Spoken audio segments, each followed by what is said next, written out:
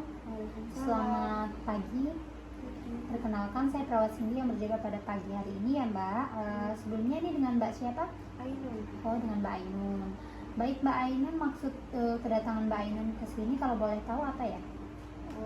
Gini sus, saya itu sudah demam itu selama 3 minggu ya sus ya. Terus saya itu saat ini diare sudah lama banget dan nggak kunjung sembuh. Oh, jadi begitu. Ya sudah, kalau begitu bagaimana kalau kita ngobrol-ngobrol ya Mbak ya, berbincang-bincang tentang yang Mbak rasakan tentang demam dan diarenya. Apakah Mbak bersedia? Jadinya sus. Baik, kalau bersedia, Mbak Ainun ingin berapa lama ngobrol-ngobrol dengan saya? 10 menit saja. 10 menit saja. Baik, nggak apa-apa kalau begitu. Baik Mbak Ainun, sebelumnya saya mau bertanya, apakah Mbak Ainun sudah menikah? Belum. Belum ya. Apakah Mbak Ainun sudah pernah melakukan hubungan seksual seperti itu? Belum. Oh baik, belum ya Mbak Ainun ya. Lalu pernah menggunakan alat suntik secara bergantian seperti itu, pernah atau tidak Mbak Ainun? Tidak. Tidak Mbak Ainun. Untuk donor darah, transfusi darah sudah pernah atau belum? Pernah sus. Pernah ya. Itu kapan? Sekitar 6 bulan yang lalu.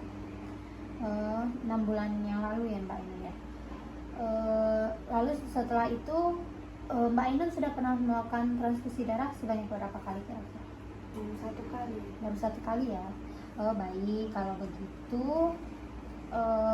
Mbak Ainun tahu tidak tentang HIV? Sedikit tahu tentang HIV sih sus. Kalau apa itu Mbak Ainun HIV?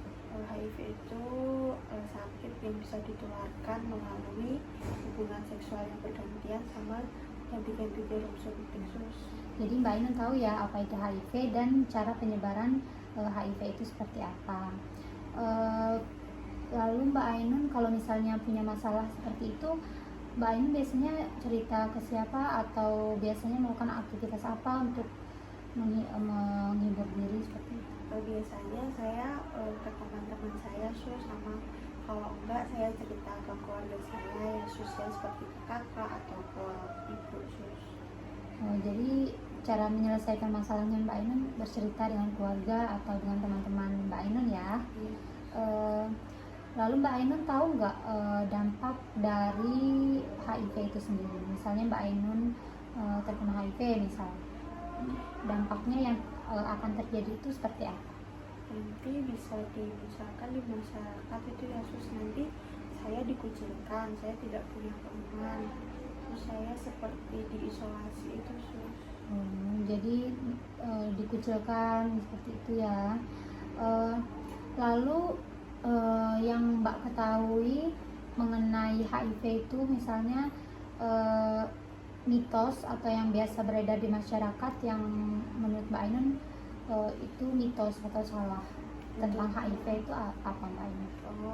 Itu tuh kayak ini sus, kalau misalkan nih saya terkena HIV, nanti saya tempat makannya tidak boleh bergantian, harus itu terus penyebarannya itu lewat jabat tangan, salaman itu juga bisa menyebar sus. Itu ya, baik Mbak Ainun. Jadi Mbak Ainun benar ya kalau yang Mbak Ainun sebutkan tadi itu mitos, karena sebenarnya penyebaran virus HIV itu tidak bisa disebarkan melalui gonta-ganti alat makan ataupun dari gigitan nyamuk seperti itu. Namun virus HIV ini bisa ditularkan melalui hubungan bergonta-ganti pasangan atau homoseksual seperti itu, atau juga bisa dari gonta-ganti jarum suntik, atau seperti yang Mbak Ainun sebutkan tadi yaitu transfusi darah seperti itu. Baik Mbak Ainun, sejauh ini apakah Mbak Ainun mengerti? Ya, jadi dari setelah kita ngobrol-ngobrol mengenai yang Mbak Ainun alami itu, Mbak Ainun termasuk berperilaku beresiko terkena HIV ya Mbak Ainun ya, karena Mbak Ainun pernah menjalankan transfusi darah 6 bulan yang lalu. Nah, kalau begitu eh, karena Mbak Ainun termasuk beresiko terkena HIV, Mbak Ainun sebaiknya dilakukan tes HIV Mbak Ainun. Nah, apakah Mbak Ainun bersedia kalau akan dilakukan tes HIV? Ya, bersedia. Bersedia ya, Sus. Nah, nanti di sini saya berikan form atau prosedur-prosedur yang akan kita lakukan untuk tes HIV tersebut. Nah, nanti Mbak Ainun bisa baca-baca dulu. Setelah dibaca-baca, kalau Mbak Ainun setuju dan mau dilakukan tes HIV, Mbak Ainun bisa tanda tangan di bawah sini ya Mbak Ainun ya. Baik, Sus. Baik, Mbak Ainun sudah membaca-baca ya tentang prosedur ataupun info konsen yang sudah saya berikan, dan Mbak Ainun sudah menyetujuinya. Namun sebelum itu juga saya akan menjelaskan beberapa prosedur ataupun beberapa hal mengenai virus HIV ini apabila nanti hasilnya positif ataupun negatif ya Mbak Ainun ya. Nah, nanti apabila Mbak Ainun hasilnya positif atau terinfeksi HIV, Mbak Ainun nanti bisa menyesuaikan perilaku Mbak Ainun ya dengan status baru Mbak Ainun, yaitu seorang yang terkena HIV seperti itu. Nah, nanti Mbak Ainun bisa meminimalkan perilaku Mbak Ainun dan menjaga agar tidak memperluas ataupun beresiko menularkan ke orang lain Mbak Ainun seperti itu. Nah, nanti juga kalau hasilnya positif ya Mbak Ainun ya.